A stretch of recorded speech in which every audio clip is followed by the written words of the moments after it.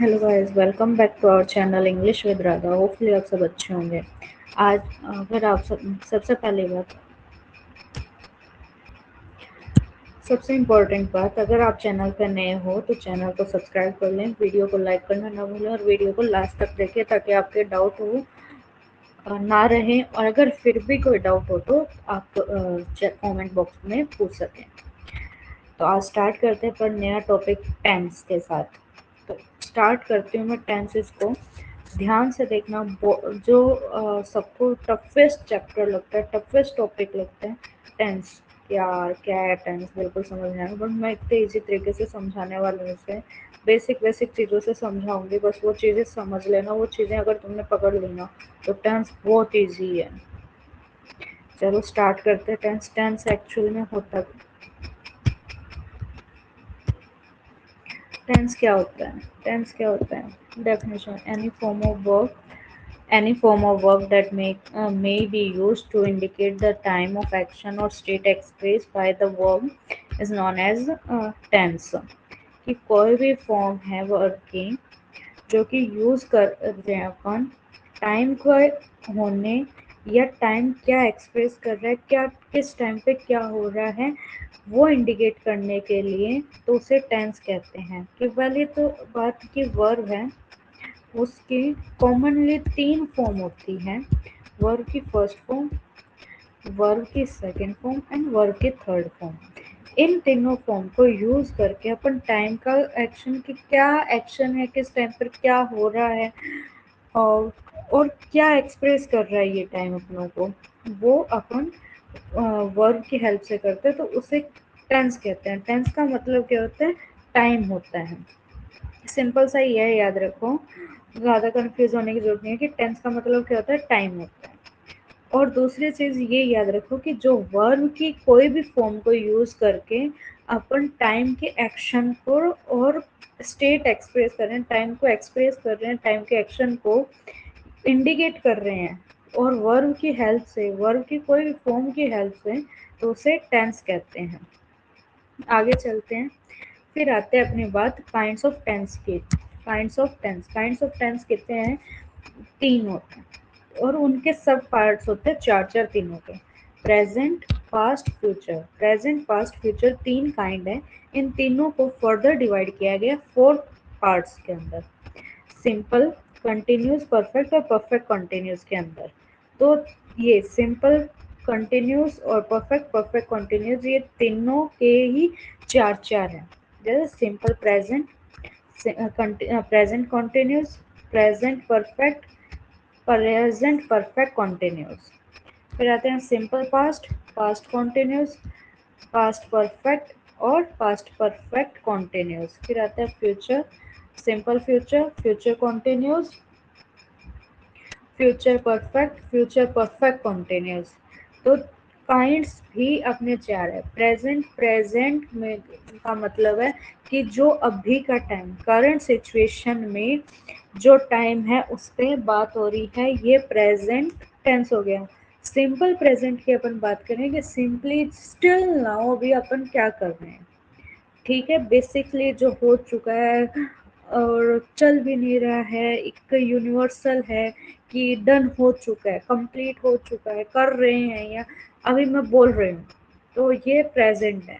मैं बैठी हूँ, प्रेजेंट है, ठीक है, सिंपल प्रेजेंट आ गया, ठीक है। और कंटिन्यूस की बात करें कि अभी मैं कितनी देर तक ये काम कंटिन्यू करूँगी मुझे नहीं पता, मैं कितनी देर तक ये काम कंटिन्यू, अभी मैं बैठी हूँ, मैं रिकॉर्डिंग कर रही हूँ, तो ये क्या है? Present continuous. और मैं ये परफेक्टली काम करते हुए जा रही हूँ, मैं पास से काफ़ी देर से, 5 मिनट से काम करते हुए आ रही हूँ, तो लास्ट 1 आवर से मैं ये काम करती आ रही हूँ, तो ये क्या है? परफेक्ट कंटिन्यूस है, सॉरी परफेक्ट प्रेजेंट है।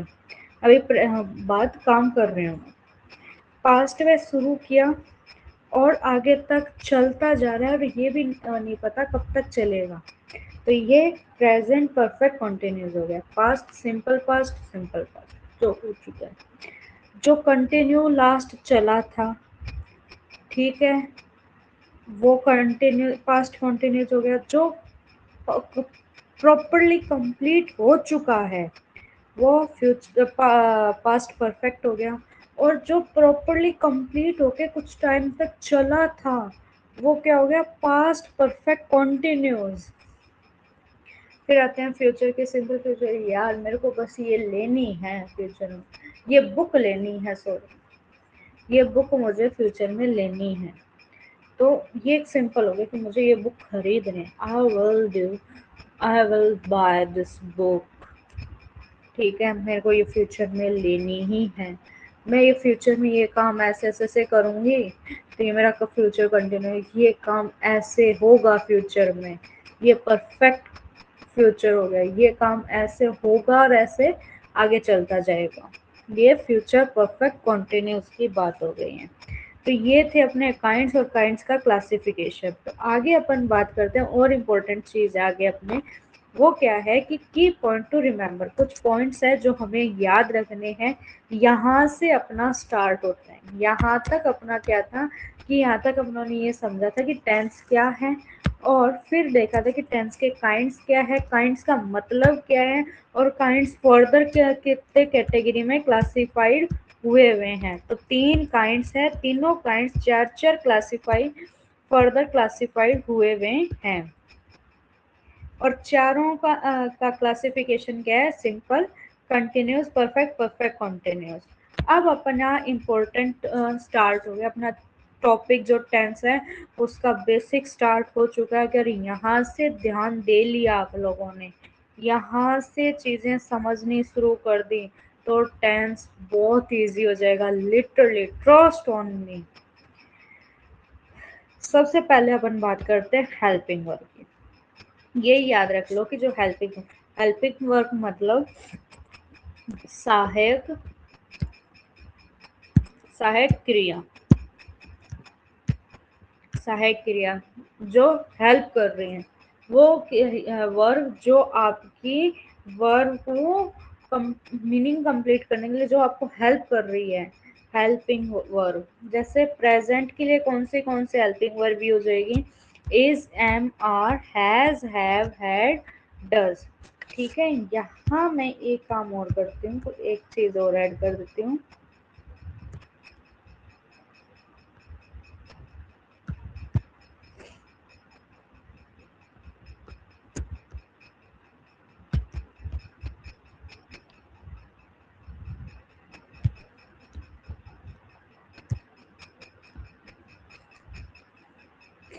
ठीक है, अब मेरी बात सुनो।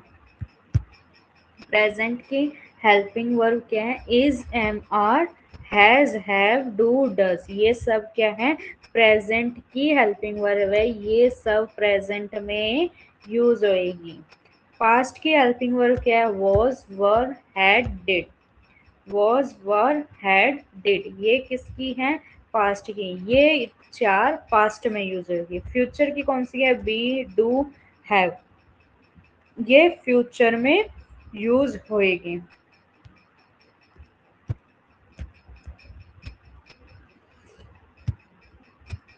ठीक है, अब बात करते हैं अपन आगे क्लासिफिकेशन, सिंपल, कंटिन्यूस और परफेक्ट। सिंपल के लिए में कौन से आ जाएगी, डू, डज और डिड। डू, डज, डिड ये क्या है, सिंपल की हेल्पिंग वर्ब है। कंटिन्यूस की हेल्पिंग वर्ब क्या, is, am, are, was, were और बी।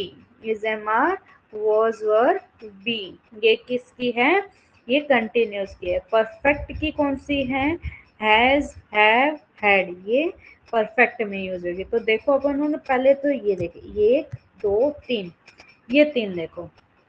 इसमें क्या है, is, am, are, has, have, do, does.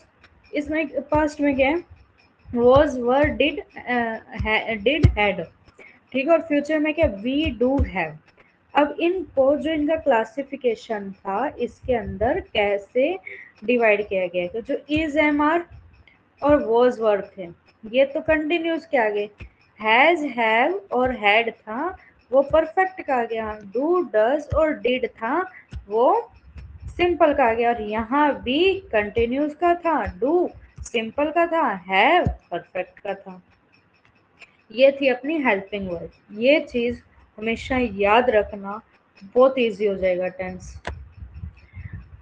अब बात आती है वर्ब की फॉर्म। वर्ब की फॉर्म कंटिन्यूस के लिए वर्ब की फर्स्ट फॉर्म प्लस आईएनजी लगेगा। कहने का मतलब वर्ब की फोर्थ फॉर्म, वर्ब की फोर्थ फॉर्म मतलब वर्ब की फर्स्ट फॉर्म प्लस आईएनजी।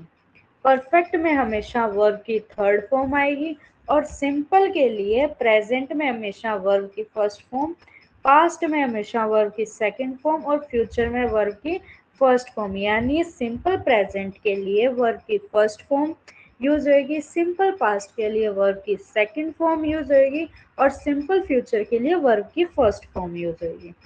फिर अपन आगे बात करते हैं फ्यूचर का में। जो चीज़ मैंने आपको इसके अंदर समझाई थी वो और ज़्यादा क्लासीफाई हो रही है आपके लिए। यहाँ अपना फ्यूचर का जो ये चार्ट मैंने बनाया है ना आपके लिए, ये जो चार्ट है ना, ये जो चार्ट